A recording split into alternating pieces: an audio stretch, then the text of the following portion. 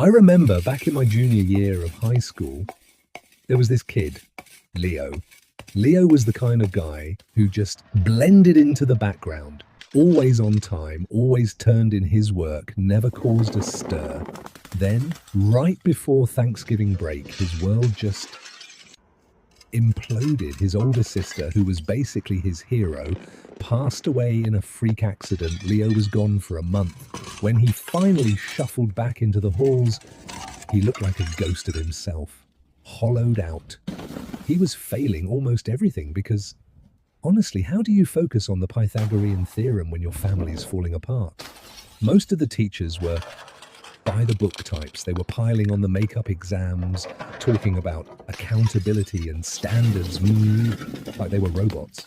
But then there was Coach Miller, big burly guy, taught civics. One afternoon, I walked past his office and saw Leo sitting there, looking like he was ready to just give up. Coach Miller didn't talk about grades. He didn't hand him a packet of worksheets. He just leaned back, looked Leo in the eye, and said, "Son, I already put an A+ in the system for your final project. You don't need to do it. You've already passed the only test that actually matters this year."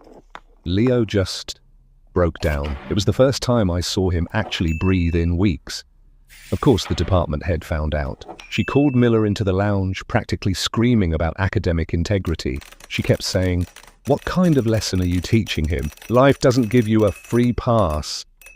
Miller didn't even raise his voice. He just stood there, tall as a mountain, and said, "The lesson is called humanity, Brenda. Maybe you should try taking the course sometime." The room went dead silent. You could have heard a pin drop. Miller just turned around and walked out. He ended up getting a formal reprimand, but he didn't care. He knew that for one kid, he was the only bridge back to the real world. Subscribe the channel and press the bell icon like this video.